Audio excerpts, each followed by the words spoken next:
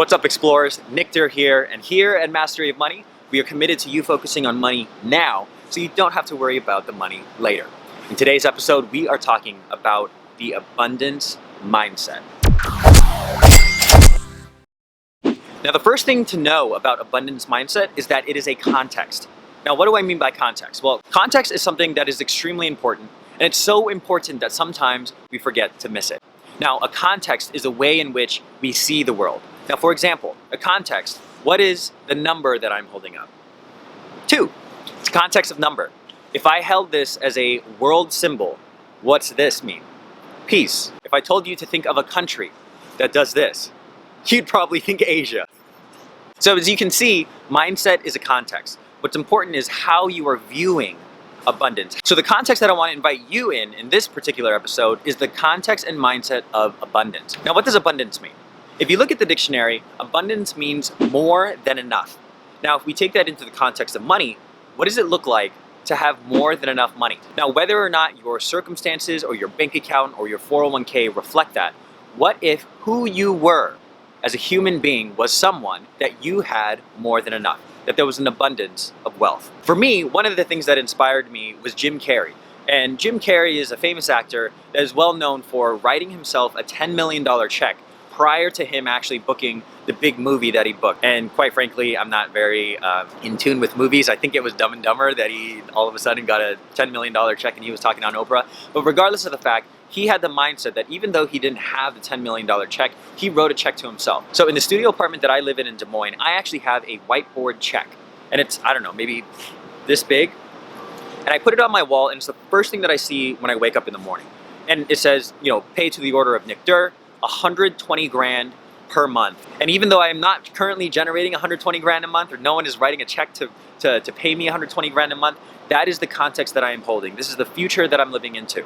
And so the mindset, and every time I see it on my wall, I'm thinking 120 grand a month, 120 grand a month, 120 grand a month. Now, how I came to that number is completely arbitrary, but that's just the game that I am playing. Another context that I want to share with you and invite you into, and by the way, feel free to steal these things, okay? If it works, it works. I don't care. We're here to spread the wealth. There's an abundance, right?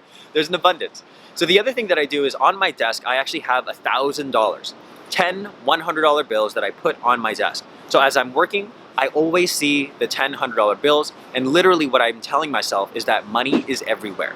So money is everywhere. It's on the check, and it's on the wall when I wake up in the bed, and also anytime I work, money's everywhere, right? It's literally on my desk. The other thing that I have is a note card. I could have brought it, but I didn't. But I have a note card on my door, and it literally says money is everywhere. So every time I walk out the door, every time I go to a meeting, every time I go to film content, I'm seeing that money is everywhere. And I can't tell you how many times I actually see coins on the ground.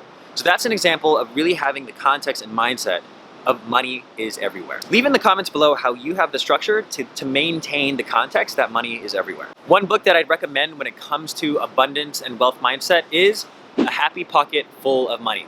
Now, this book was actually recommended to me by Adam Carroll when I was a sophomore or senior in college. And I'm rereading it again for the second time. And what I really like about this book is that it goes into the quantum physics. It goes into the science. It goes into the literal subatomic particle level of what it is to create wealth and abundance for your life.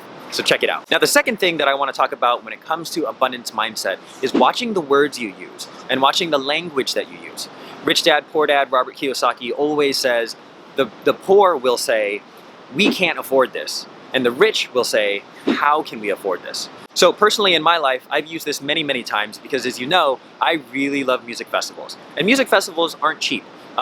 You know, for a 2-3 day festival, it could be anywhere between $150 all the way up to $2,000. Now, immediately what someone could be thinking is, I don't have the money, I can't afford that.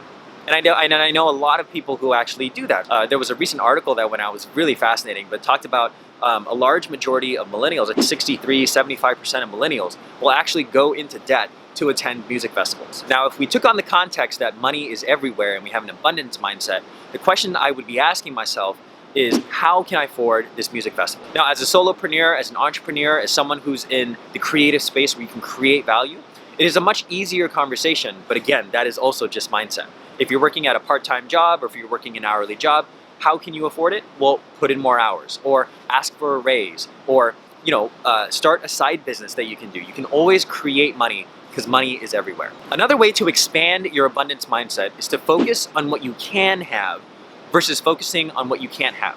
Now, here's what I mean by that. A lot of times when it comes to budgeting, it's a very constraining, limiting conversation. So focusing on what you can have versus what you can't have. What does that look like? Well, I was working with a client recently, and as we were going through a zero-based budget, what she found was she wouldn't be able to spend so much on shopping or entertainment or going out or coffee.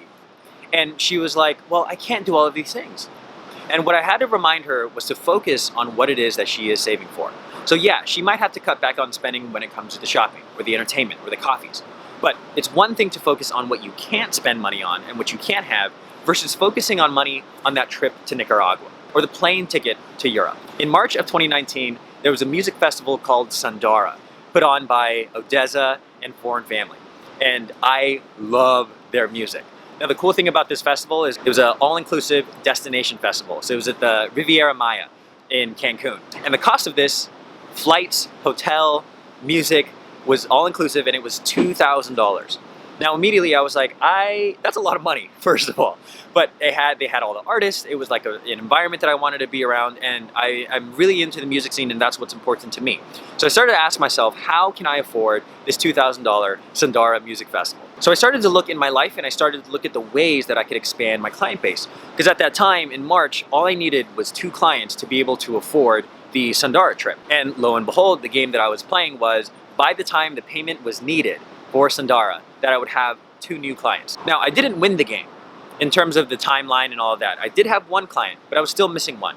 But the way that I oriented my life, I was looking for opportunities. I was looking for ways that I could bring on new clients and make a difference for clients' lives and have it be a win-win, because abundance mindset is that there's more than enough. So shortly after, retroactively, I was able to afford the Sundara Festival because I had gotten a client shortly after. Abundance also incorporates your health, your family, the important things, your career.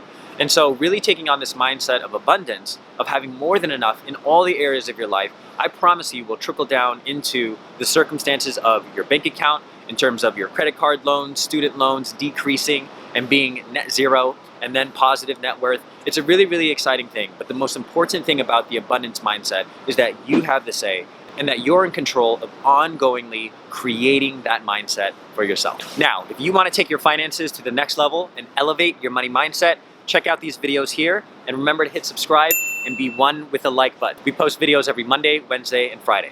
See you next time.